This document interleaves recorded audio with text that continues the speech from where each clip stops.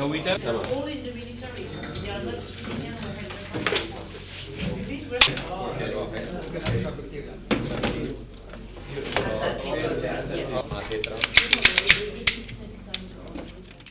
من طبعا اعلنا اول امبارح في الليل.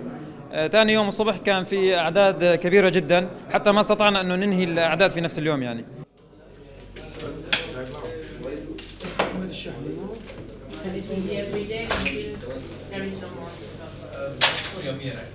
أنا بالنسبة لي كشخص كويس، لأني ما بحب العسكري وما بحب الجيش يعني ما بحب أكون عسكري، بحب أكون مدني.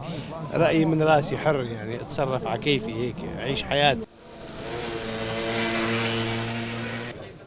لما سمعنا انه خالصين لا ضل في نظام لا شيء، نحن هون حملنا حالنا رحنا على بيوتنا.